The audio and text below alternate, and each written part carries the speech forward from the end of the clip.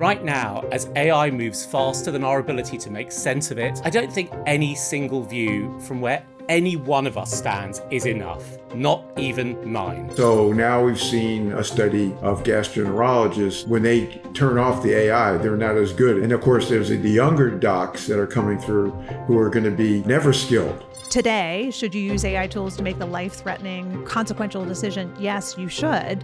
But what is it that we as a society need to invest in such that in the long term, we don't end up with humans who no longer have basic competency? It's not just in Twitter, right? And I think slop here is an important word because primarily what we're saying is that it has all the appearance of a fulfilling meal, but it has no calories. It's kind of empty. I call it hollow-ware. Writing is thinking, right? And if we de-skill our writing, we're de-skilling our thinking. So, I'm going to push back on that one for a minute, Nick. I've heard that too many times now, and I think it's crap. Let me tell you why.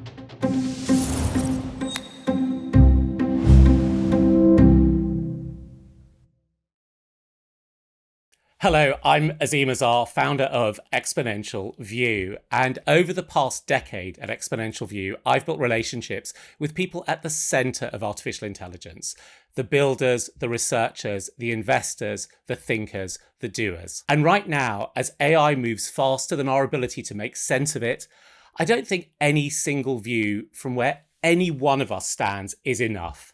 Not even mine. So today, I want to introduce AI Vistas. It's a new series where I bring together people I trust and respect into a conversation around a major question. Collectively, we're going to be able to see more together than any one of us alone. Now, our first question comes from my own recent experience. I've committed thousands of lines of code this year using AI. 3 of the apps I use every day, I built myself, all since Christmas 2025. And a couple of days ago, I fired off a question to my AI agent before a car journey. It was quite a complex question. And by the time I'd arrived at my destination, it had gone out, spawned sub-agents, found the data, assembled a report, and then I acted on it. I made a real decision on the basis of work a machine did while I was being driven. Now, I can now feel a blur. Where does my thinking end and where does my agent's work begin? I suspect many of you know exactly what I mean by that. So the first question I wanted to bring to AI Vistas is, are we in charge of our AI tools or are they in charge of us? There are 3 people I wanted in the room for this. The first is Nita Farahany, the Distinguished Professor of Law and Philosophy at Duke University, an author and a former advisor to President Obama on bioethics. Nita spent her career on the question of what it means to have a free mind and what happens when that freedom is no longer something you can take for granted. Eric Topol is the founder of Scripps Research Translational Institute.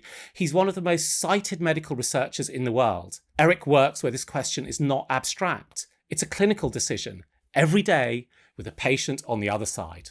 And Rohit Krishnan is an engineer and former hedge fund manager. He's now building AI tools.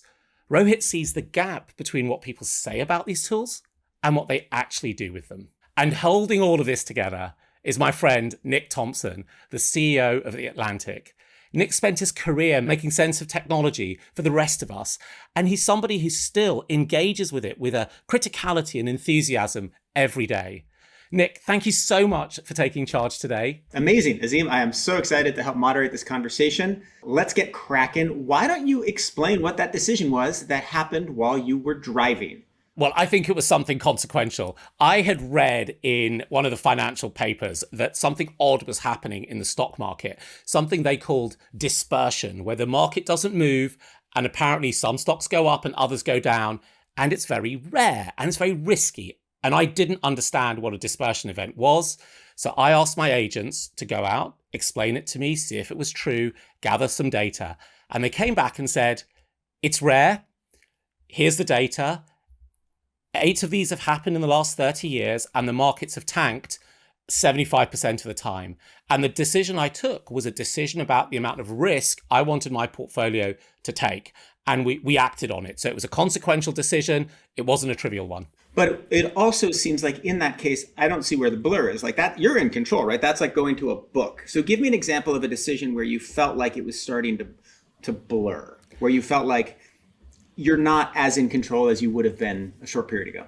Well, I did a couple of shortcuts there. So one of the things I found in using my OpenClaw agent, and this was a tool I used at that time, is it will often suggest, did you mean this? Or in our previous conversations over the past week, you had previously said this, and this seems to disagree with the observation you're making. And I had previously been talking to it about, the AI trade and all these bottlenecks that we see. And it spotted the fact that on the one hand, I was worried about risk. And on the other hand, I was thinking of doubling down. And it drew attention to that. And we had a little bit of a conversation at that point, and it reframed the question. So Nita, okay, listening to this, and also knowing that Azim at this very moment he ran, what did you say, 300,000 lines of agent code, making all sorts of decisions for him. Apparently, I was booked by an agent, one of Azim's agents. He didn't even reach out personally. I don't know how that happened. Do you think that he's in control, or do you think he's not? Tell me, where is Azim in control? Where is it a blur, and when does he lose it? Yeah, I mean, this gets at such a fundamental question about what does it mean to actually be acting autonomously? Like, are you acting in a way that is consistent with your own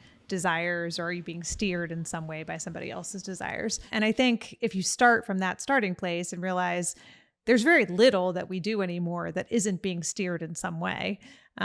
If you think about how much time you spend doing anything these days, it's driven by your tools. It's driven by the amount of attention that you are able to spend. I'm teaching a class this semester at Duke on mental privacy, so advanced topics in AI law and policy. And I ran an attention audit for my students. They had to use the number of times they picked up their devices. They had to record it over a 3-day period and what they were spending time paying attention to. Day 1, record it, don't change their behavior. Day 2, they weren't allowed to use any app that was algorithmically steering them, which meant basically nothing. And then day 3, they could do whatever they wanted, but they had to record it again. And then they had to reflect on this. And it was remarkable what like day 2 looked like for them. Somebody read a book. They hadn't read a book and they couldn't think of how long. These are students, right? They finished a puzzle because they thought that they didn't have time previously. And then day 3, they were utterly sucked in and like worse than day 1. And that's just a tiny microcosm. So is Azim in charge, or is AI agent in charge? His behavior is in part in charge. He told his agent to go and research some particular question. But the very fact that he is reacting to information that's provided by them, that he is constantly in this loop of notification and, thinking about what his AI agents are doing while he is on a drive, means that it's deeply interrelated. There is no longer a clear point at where Azim ends and his tools begin. It is an extended part of who Azim is at this point. And immensely hackable, right? I mean, he's controlling his portfolio based on this, right? If I were a smart hedge fund, I would somehow figure out how to hack OpenClaw so that it would tell Azim to invest in a way that is most beneficial to me, no? Yeah, that's at the much more direct for Azim level. And I want to just back up there to say the very fact that Azim has offloaded that question to his AI tool to begin with is the more fundamental question. Like, you don't need a direct hack of how he invests to ask the question of, is Azim actually self-directing, or is he being directed by the technology he's interacting with? It is more subtle, it's more pervasive, it's more universal than whether somebody intentionally decides to hack his portfolio or get him to invest in something you want to invest in. Rohit, do you agree with Nita? Should Azim basically turn these agents off and go on a silent retreat to pure sullied mind? I think we all should, depending on the day you ask. But I mean, one thing that surprises me quite a lot is that, and I asked this recently, obviously these are unsecure. However, the number of negative instances of things that are happening are surprisingly rare.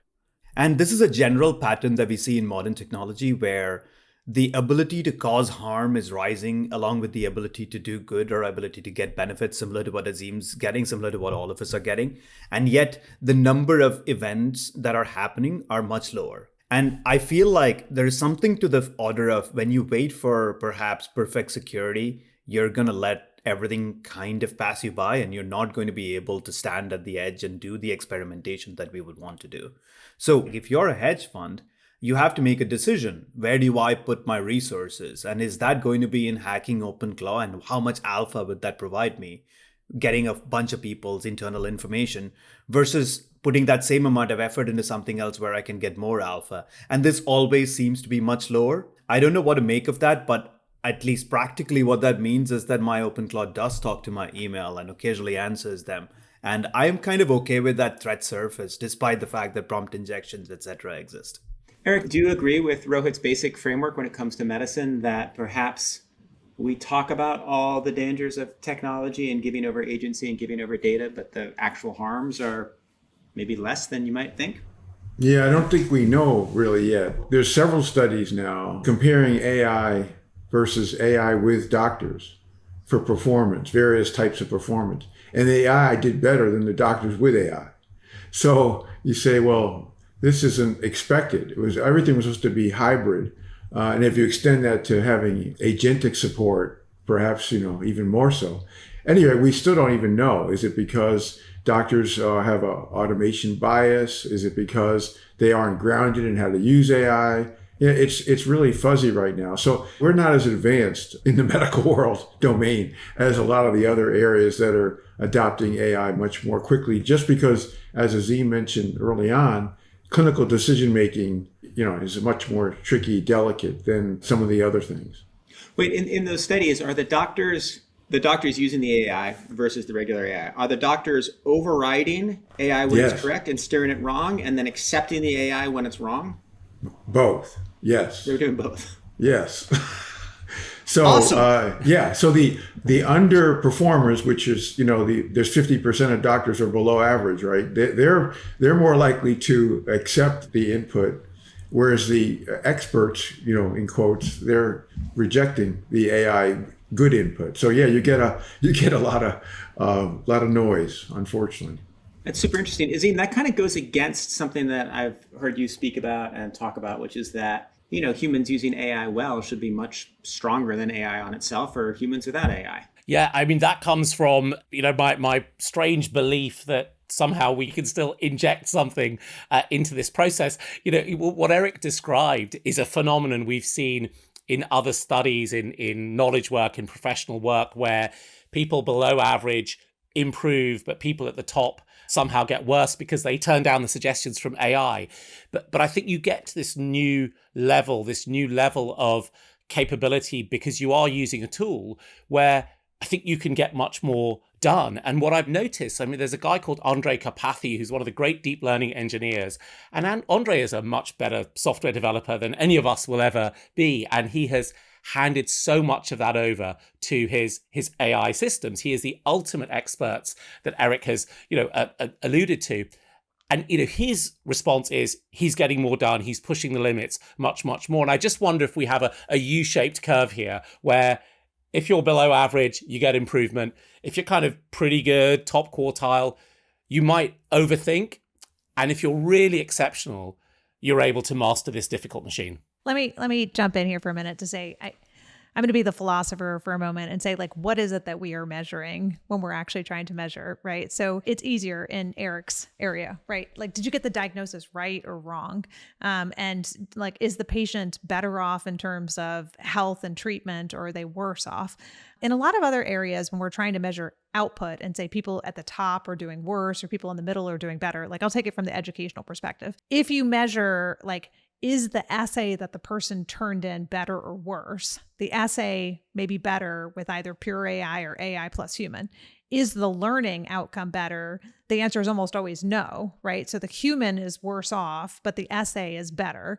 And then if you look at that collectively across humanity, the question is humanity better off because we have more, AI produced polished essays, or is humanity better off because we have, people who don't learn and there's a big gap between what it is that they can create as output versus what it is that they understand, absorb, and do well at. And I think the problem in a lot of looking at all these studies of offloading and trying to figure out who's doing better at the top, at the bottom, in the middle, is there a U-shaped curve, is because we're not measuring apples to apples across this. And we're oftentimes, I think, not asking the right questions for the right context to say, what is the impact of the offloading? So the societal solution then, Nita, should be that in things that are super consequential, like a medical decision, right? Should we do surgery? Should we not do surgery? We should have the AI make the choice. But in stuff that's like not so consequential. Well, I mean, like ask the write question an in the essay. short term versus the long term, Nick, which is like carry that out for a while. Now you have physicians who no longer have intuition about whether or not to do the surgery or not do the surgery. You have people who no longer can interrogate code because they don't actually understand it. They're doing vibe coding and they're pulling the, AI slot machine for different output rather than actually being able to critically evaluate it. And over time, are we better off or worse off? And I think if we're looking at it that way, instead of just looking at today, do you make the decision to do the surgery or not do the surgery? I worry in the long term that we end up in a much worse position than in the short term.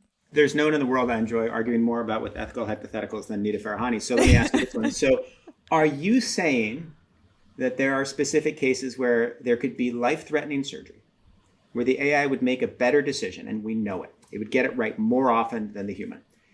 We should still prefer a society where the human makes some of those choices and some people die, because at least the humans will be smarter and be able to make better decisions in the long run, even if poor Aunt Marge goes on. One of the things I love arguing with you about, Nick, is that you set up these hypotheticals that the answer is not, I can't answer your question directly because you created an artificial construct. That isn't what I think the right construct is at all. The right construct is, today, should you use AI tools to make the life-threatening, consequential decision? Yes, you should. But what is it that we as a society need to invest in such that in the long term, we don't end up with humans who are no longer have basic competency to be able to navigate or interact with AI, and we've delegated everything to AI? Like, how do we do both things at once? That's the real question to me, not that you don't use AI, but what is it that you have to invest in to ensure that people have what I'm calling constitutive competency over time?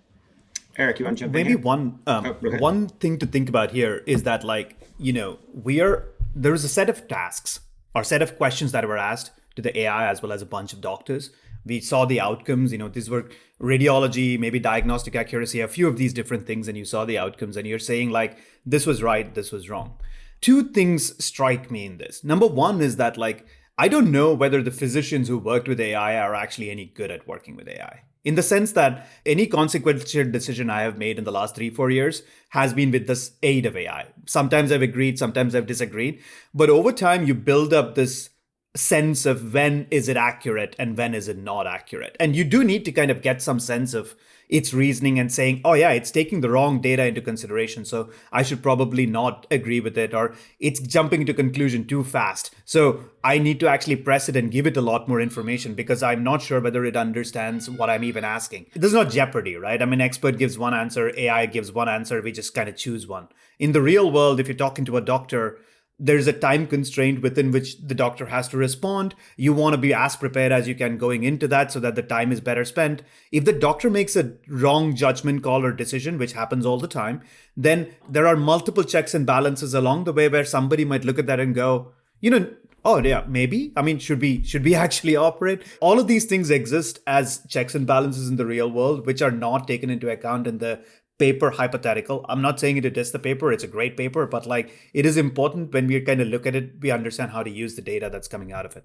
Eric, can I take a thread from Rohit and ask you there? So one of the things that may be the case is maybe the anomaly that you noticed is not something fundamental. It's just something about this moment we're in right now where we don't actually understand how to use AI, and some doctors don't really understand it and they're confused, and that once we get better at it, once we really learn, we'll be okay. Yeah, that's the hope, Nick. I think the medical community likes that explanation the best, but I don't know for sure. I know some of colleagues who think the AI is going to prevail. The other issue in medicine that we've just seen the first confirmation of is de-skilling. So now we've seen a study of gastroenterologists who let the AI find the polyps.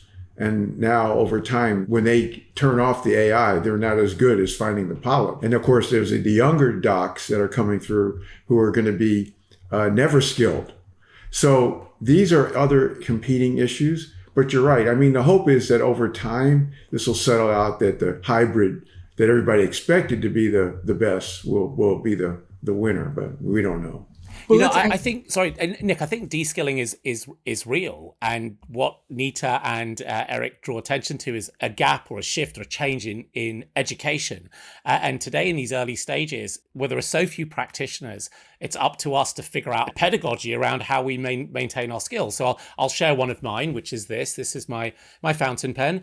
And I spend a lot of time writing in fountain pen with the computer turned off. And thinking about the experiment Nita ran with her students, yesterday I had a session with one of my colleagues where we jointly worked on a problem in silence on paper, no computers, no phones, for a couple of hours, and then reconvened after that. And that's something we do in my team quite a lot, because maybe it's the wrong thing to do, maybe it isn't effective, but it's our gesture at understanding exactly this de-skilling, this sloppy vibing that has you moving up further and further away from your own mental capacities and what you can try to achieve. But aren't you also doing the opposite, Azim? I mean, you've been writing about how you're trying to get your AI to write for you and how you're trying to get it to be a better stylist. And like, writing is thinking, right? And if we de-skill our writing, we're de-skilling our thinking. So, I'm going to push back on that one for a minute, Nick. I've heard that too many times now, and I think it's crap. Crap? Yeah. Here, let me tell you why.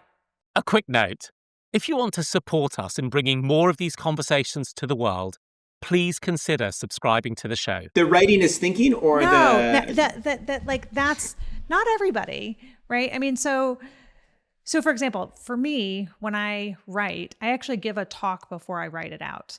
I think in public speaking more than I think in written form. And then I think in a keynote form of like, how do I tell this story? And then once I have told it and interacted with people a number of different times, I can reduce it into writing. My thinking doesn't happen primarily through writing. And I do work out some nuances and details in writing, but that's not where my primary way of thinking through a problem is. And I think that's one of the problems, is that if we don't start to actually recognize that each person's generative capacity might happen differently. For Azim, it might be writing in fountain pen, or it might be talking it out with a friend, or maybe it's painting on, a canvas. But how people do their thinking comes in different forms. And I think once people figure out, where is my generative constitutive competence live? And that's the thing you're trying not to offload and preserve so that you're still a thinking human. I think we move away from this idea that no, you can't have writing be replaced. Maybe for Azim, that's not where he does his best thinking. So then your prescription or your advice to individuals would be figure out where you do your best thinking, right? Maybe for me, it's for writing. Maybe for Azim, it's for painting. Maybe it's Rohit while he's, sailing. Sewing, or, who knows, yeah. Right? Then take that thing and don't de-skill yourself there. Don't offload that. Yes. Preserve your constitutive, like the core thing that enables you to form your capacity to be flexible across different areas, novel situations that you encounter. Don't offload all generative thought. So you're not going to offload speech creation, but you might offload writing. I mean, yes, I will offload some writing, like my emails. If you get an email from me, Nick, it's probably an AI agent, or it's probably, AI. I don't like to write emails at all. If I write something that is a recap of a lecture, that might be AI. In fact, it often is AI that I will use to recap my lecture. But if I'm writing something that is a keynote or a novel idea, I'm not going to use AI to do it, because that's how I do my thinking, is to actually figure it out in spoken form, then reduce it into written form.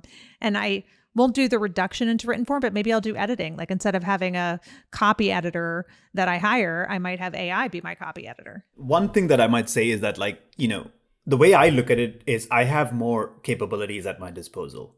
And by default, when you have more capabilities at your disposal, you end up spending time on what you want to do, and you don't end up spending time on what you don't want to do. It's endogenous, right? I mean, I end up spending less time on things I care less about and more time on things I care more about. And that might be different for all of us. Part of it might be writing, a specific type of writing. Part of it might be specific types of research. Part of it might be specific types of public speaking. Each one of these will be different for us. And I am reasonably sure it's different for me today than it was like a year ago or 10 years ago, because we change over time. So considering that, one way that I think about it is less as hey, what do I want to hold off on before handing it over to an autonomous agent? And more that considering this autonomous agent exists, or I can make it exist, what can we do together? And if I get more confidence that it works well, then I hand off more. Just like, if you have a really good PA and like you understand what he or she is really good at, then you might say like, okay, you take care of that. I'm great. I will do this other stuff. It's the same kind of dynamic that I find most useful. And can I just add personal experience to that? So I've had so much more time in my space of generative constitutive, Nita says it so much better than me, competence. I spend much more time writing. I spend much more time reading. I write lots of my essays that go out on Exponential View longhand first, and I read them out, then I get them transcribed. And it reminds me of this idea that these tools perhaps could give us more time, right? Which is a concept that Eric first introduced to me a few years ago, that doctors would get time back in order to be, better doctors. And I certainly feel in 2026, I'm doing more good thinking than I was 4 years ago when I was essentially battling with an inbox and Google searches. This is amazing. Azim, you seem to spend part of your days in like 2100 and part of your days in like 1450. This is beautiful, beautiful to hear. Eric, do you agree with this framework? And what do you consider your essential skills that you would never cognitively offload? Yeah, I do agree that it's very personal. The one cognitive skill, right? If I'm writing something, whether it's a paper or a blog or whatever, I feel like if I used AI to write it, that would be cheating.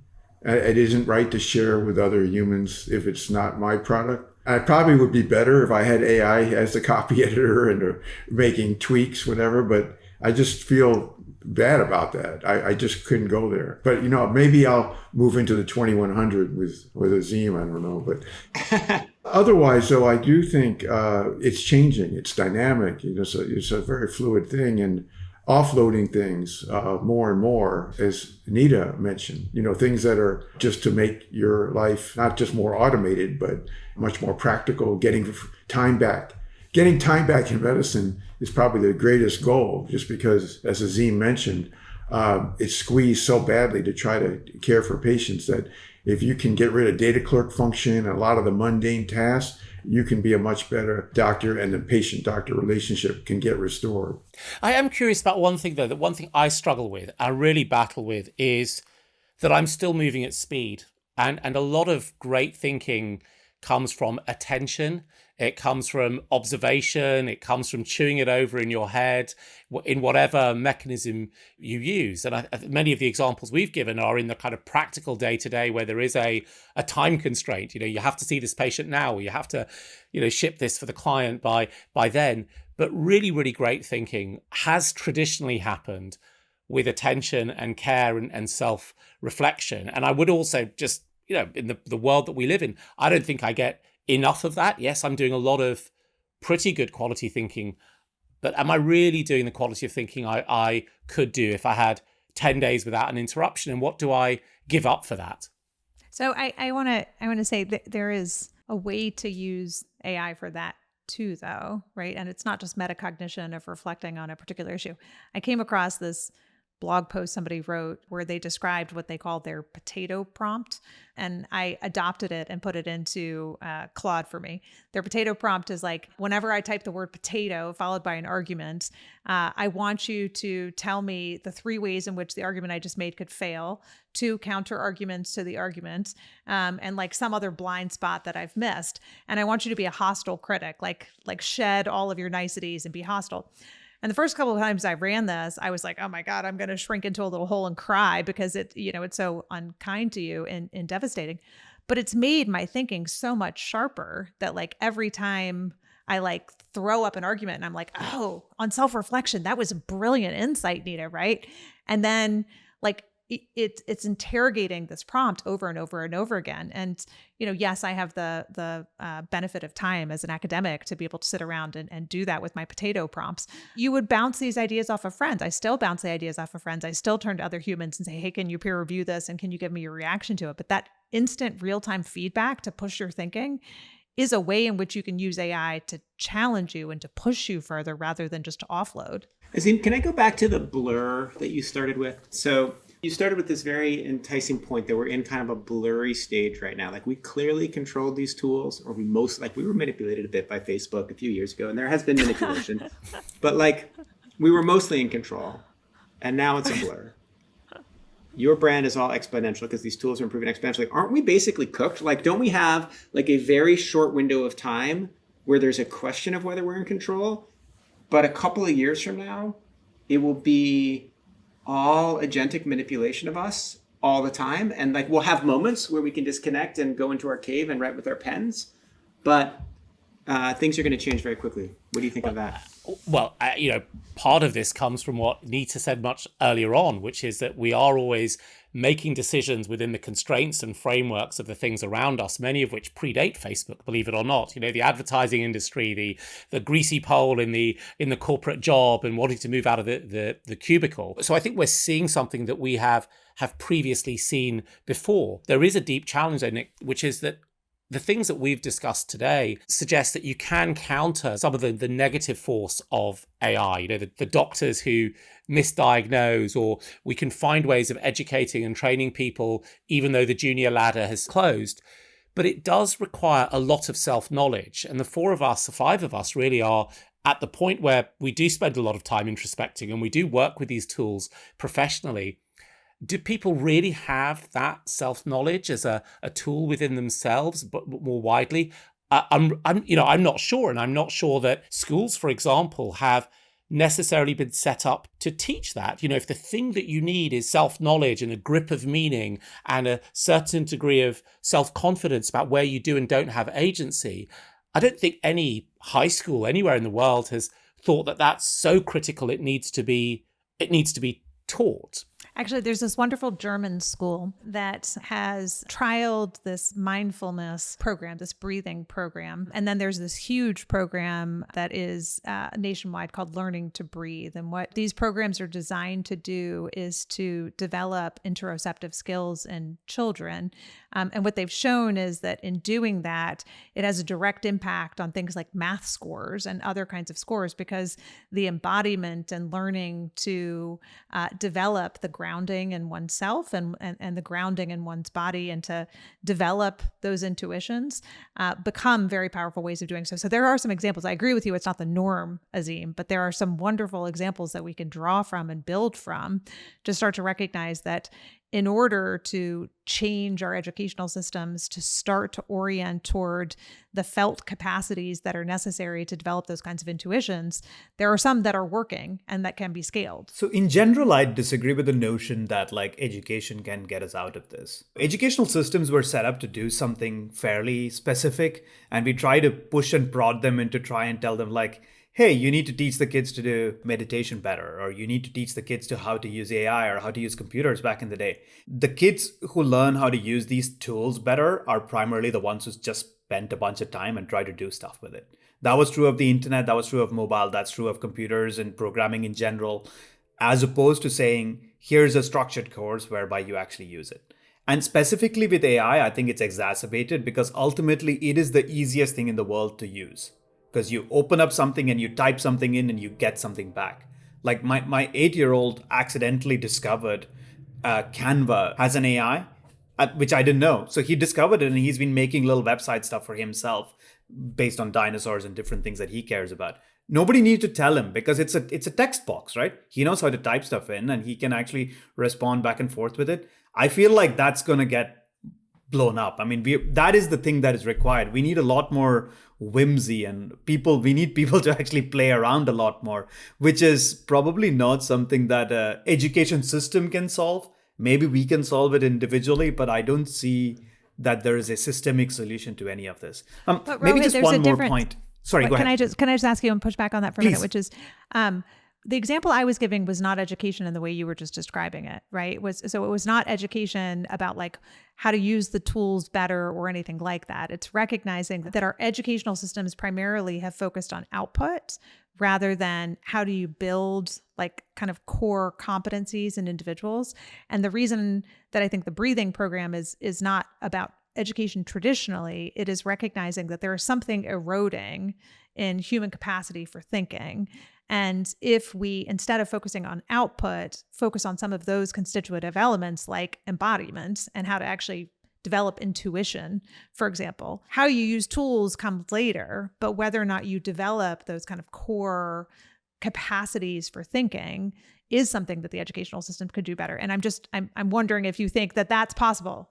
I'll be the relentless optimist on that point, because we've not even tried to do that in a consistent, coherent way over the last 30 or 40 years, which is why we see, in the professional services, lawyers who have terrible patterns of how they interact with their clients. And of course, the bedside manner of doctors varies enormously from the ones who you like to the ones who just freak you out. And we've got here without paying any attention to those types of values or skills or how to cultivate them. And perhaps now we'll be forced to because of the nature of this technology, but it seems like it's more of an opportunity than a deep, deep problem. Eric, when you look at people going into the medical profession and you look at the skills they need for a future in which AI will be ever present and everywhere, do you think we're training them the right way? What do we need to do differently? Oh, we're definitely training them the wrong way. They're first selected by their test performance scores. AI can do better on that anyway, and their grade point average.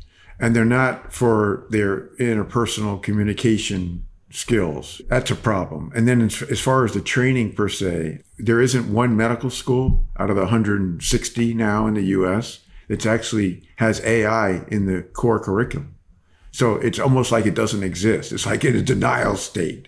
So whether it's the selection or whether it's the education, we haven't even acknowledged that it's the transformation of medicine in the future. Eric, to what extent with a doctor today are we looking for that high reliability to the differential diagnosis, which is actually a kind of mechanistic algorithmic thing, right? And mechanistic algorithmic things are what machines do better than people. So we've needed to do that because the knowledge was really scarce. So it's hard to get that knowledge into an intelligence, into a human skull. And maybe now what we're able to do, because that knowledge can be offloaded, is develop the other part that delivers patient outcomes, which is about this kind of constitutive awareness, this embodied understanding of what it is to be a person and a person in the world. Yeah, absolutely. I think the diagnosis accuracy will be one of the really big jumps that we'll see because of what you're saying, Azim. We already have some good indicators of that, but it's relying on the right way to deploy AI, which we've already mentioned, has some of its issues at the moment. But eventually, I do think that's absolutely going to be how this plays out. Accuracy is going to be one of the greatest gifts of AI in medicine for that reason. I want to ask a big question of the group. So we all seem to agree. We're all pretty optimistic about AI benefiting us, AI benefiting our fields, different degrees. And we're all intensely aware and reasonably concerned about this descaling, offloading process. We're about to enter a stage where AI is going to become much, much more powerful. What is the thing you're looking for? Like, what is the bad thing that could happen or the good thing that could happen that will put us on a better track with our relationship with AI? What is something that either will go this way or that way in the next year, but we're not sure about? Eric said that he feels like he's cheating if he puts something into the world that, AI has written. And that's the tipping point that I'm actually looking at, which is we've been talking a lot about like selves, the building of selves, the capacity of selves. What that ignores is that we exist within an ecosystem of information, of content, of things that are produced. Like, think about that as like the corpus of human knowledge that is out there that we draw from. And the more that becomes synthetic and AI output or slopification or shitification or however people are describing it, right? The less there is like felt human experience in the things that are out there. I'm worried about that the things we're ingesting start to erode us in other different ways. And so the kind of tipping point that I'm looking for is, there are people who are out there trying to track like how much of the content on the internet is now produced by AI, how much of it is produced by humans, how much of like the corpus of what we're drawing from is human and how much of the corpus of what we're drawing from is no longer human. And what's the impact of that on our ability to think. Eric was thinking about it from the kind of perspective of contributing to that corpus, and that he feels like he's wronging us all if he does something that contributes to it that's not fully human. Most people don't feel that way. And so what we have out there is a lot of non-human content, and we have no idea what the impact of that is on like brain rot of kids or anything else like that. So I'm looking for that tipping point of like both what happens, and there's some really interesting early studies that are looking at like how do humans react to AI created music versus non-AI created music.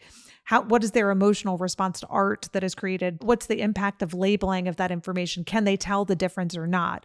I think it's going to be a lot harder to track and more subtle than that to actually understand what that does to us. There was a moment in the atomic weapons race when you can actually measure when it started in geological or atmospheric measurements, because there's not a certain amount of radioisotope before and then there is afterwards. And I think that there is this moment that we'll start to see as more of us get exposed to text that is written by AI. That's what we will see as text and start to follow up. And if you're still on X now, what you will see is a very large number of these essays that appear on X. They're no longer 288 characters long, and they're being produced at a rate of knots by very busy people who aren't writers. And I'm reading them because there are insights and there's data and there's analysis and argument in there. So you then get exposed to that. And I am quite curious whether that is sort of what Nita is identifying, which is what looks good in our mind starts to change because what we're being exposed to constantly, and perhaps that's how our learning process will work and we won't notice it's happened. But what if the AI gets good and the AI slop becomes better than what the humans put out, right? Like what if the average writing quality of Twitter is higher in 2028 than it was in 2023? Yeah, it's not about whether it's better or worse though, right? Like the reason Eric feels like he's cheating to put it out into the world isn't because like he recognizes it might be better in terms of copy editing. Like it might be more precise in grammar. It might even sound better and people might even react to it better. And that's in fact what the science shows, is that people react to AI generated information more positively. But there is something subtle to Azim's point about like when it shifts, we don't know what that does to what it means to be human.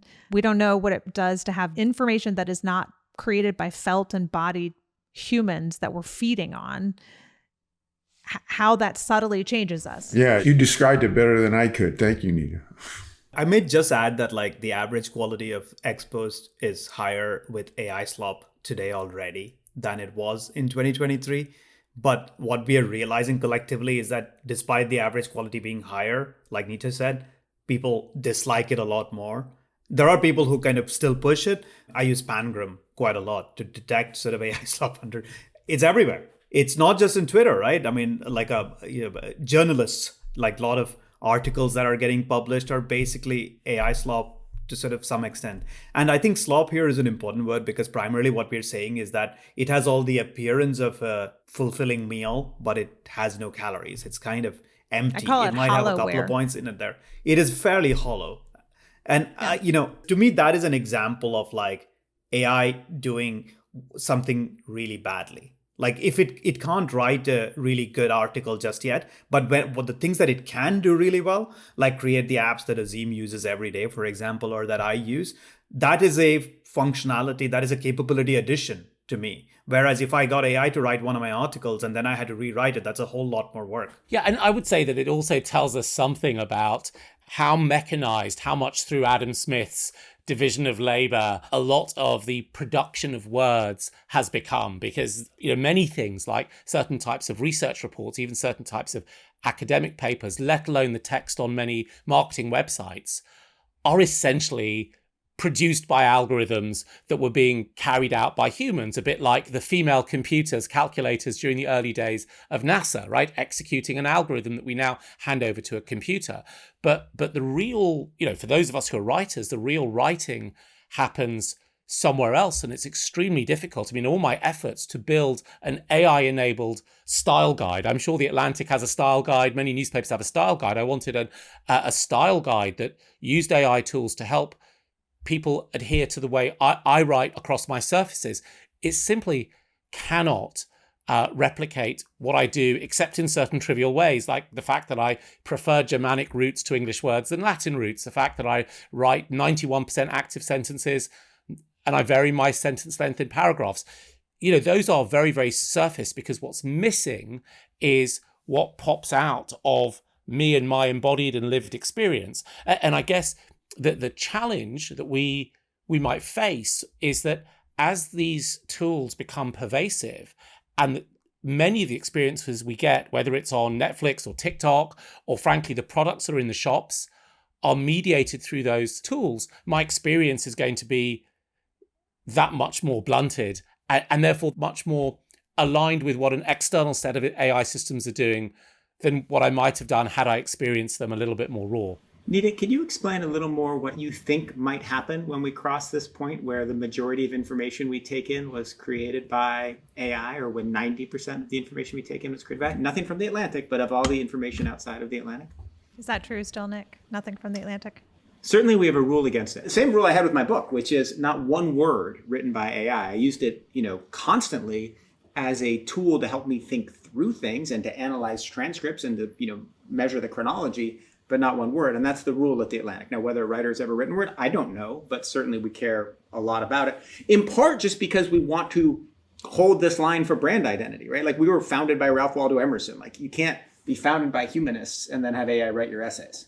So but in any case, back to your... So I've been looking at this and kind of all the studies that are out there so far. And in particular, trying to look at meaning making for humans. And, it was interesting to hear Eric's reflection, because I think the impact will be more on the contributor than on the receiver for what the impact will be for humans, which is your contribution to humanity, to that corpus of knowledge, it turns out, is part of like the act of becoming. Like, the brain needs that act, like through architecture in the brain that we can get into if you want to. But like the act of contributing itself is the act of meaning making. And when it gets replaced by AI that does it, you don't experience that same effect. And so kind of meaning and purpose for the contributor looks very different. The receiver right now doesn't seem to experience it that differently, because if it's not labeled as such, sometimes you can feel the hollowness, but sometimes you can't. Sometimes it looks identical, and increasingly as humans start to write more like AI, you might not feel the difference, but sometimes you can. I think it'll be more pronounced for each of us individually contributing than it will be necessarily for the receipt. I disagree with that perspective, because that idea that you're not contributing if you do that I'm work. not saying you're not contributing. Or I'm not at all saying that. And in fact, like, I think you can inject humanity using AI tools if what you're doing is saying, like, I am working iteratively with AI to bring my voice and my human and lived experience, but I'm using this as a vehicle to channel that. I think that's different than the wall of text that somebody posts. Like, they get to a LinkedIn post and then they generate a response and don't even think or put themselves in it. There's a qualitative difference between those things. There's a qualitative difference. But, when I build something for my team, I'll give you an example of something I built today. So I've written millions of words. And what I wanted to do was take out our house view. Like, what do I believe about certain things? And essentially, I had the AI run across all these words to fill at a concept level. What are the 10 or 12 beliefs I've had and how they shifted over time? And I was then given something that I personally reviewed and then shared with the team. The bulk of that work, the human work that I spent an hour and a half, would have been 1,000 hours. So I did less than 0.1% or 0.2% of the work. But I still had the sense that I was gifting something that was useful and usable and also distinctly me. One of the most influential books for me in life is the book Flowers for Algernon. And I read it way too early. I was in like second grade when I read it, and, crying as I'm reading it. Not, I have no clue. I'm 7 or 8 years old at that point. Now I look into the history of it, and it is fascinating. It took him 14 years to write it. And it started as a medical student. Later, he has an encounter with somebody who, in fact, has intellectual challenges and wants to be in kind of special education. There's all of these felt experiences that go into his writing of this book. Is that different, that he brought 14 years of experience and iteration into it, than the hour and a half you spent instead of the hundreds of hours that you spent in both what you experience and but what I experience as the reader from what you bring to the table? It may be, we don't know, right? And that's what's changing. We have to acknowledge that there is something qualitatively different that has happened in the 14 years of writing that book, maybe. and what impact it has on me and what impact it has on him and the act of becoming than the hour and a half you took to boil down your thoughts. Rohit, it seems like you want to respond. We just have 2 minutes left. So both respond, deflect, destroy, augment, and help us sum up. Oh, I'll be very quick. All I would say is I think anytime AI gets good enough, we start seeing it as a tool because it becomes dependable. When it's not good enough or when it's at the edge, we start looking at it as a destruction of some intrinsic humanity that we hold ourselves very dearly to. We have done it in every field so far, whether it's in radiology, finance, supply chain, whatever. So art is a rather unique human endeavor. I don't want to start upon it as the kind of first thing that will go. I don't think that's true. But whenever it gets good enough to actually do a piece of work that we ourselves wanted to do, but now we can depend on us to do it, we have generally been pretty happy to hand it off and then say, we now know what, this little box will do. Let it go do it while I go do other things and maybe write way more books like Flowers for Algernon. It's a little bit like Quebec and the rest of Canada, that you have to have deliberate intent to preserve your language. Otherwise, it's crowded out by AI. If we don't have deliberate intent to keep AI as a tool, which is where I think it belongs, we'll lose a part of humanity, which is essential. There is so much in here, and I want to just pick up on what Eric described, which is that deliberate intent about our own capabilities, that deliberate intent that these things are tools, and however we interrogate them, however we anthropomorphize them, they ultimately still are tools and should stay as such. Today's question is about the ongoing process of self-reflection. That deliberate intent is so important, that understanding how to maintain the self is really, really important. I opened the session by saying that together we can see what none of us can see alone. And I really think that with Nick's help, we've just proved that. So that's been the first of AI Vistas, or perhaps AI Vistas. I have to figure out how I'm going to pronounce that. I don't know where the Vistas came from. It just snuck in. It won't be the last one. We'll be back with a new question, with new people in the room, same premise, real experience, different viewpoints, and the view that you can only get when we all meet together. Now, if something landed for you today, you'll be able to send the output of all of this to someone who needs to hear it. We're also going to turn today's exchange into a written synthesis and a video on YouTube. Now, if you're not already subscribed to Exponential View, this is a great moment, exponentialview.co. And I also recommend that you follow Eric, Nita, and Rohit on Substack. And Nick, of course, buy the Atlantic subscription as soon as you can. Thank you, everyone, and have a wonderful weekend. Thanks for listening all the way to the end. If you want to know when the next conversation is released, just hit subscribe wherever you're listening. That's all for now, and I'll catch you next time.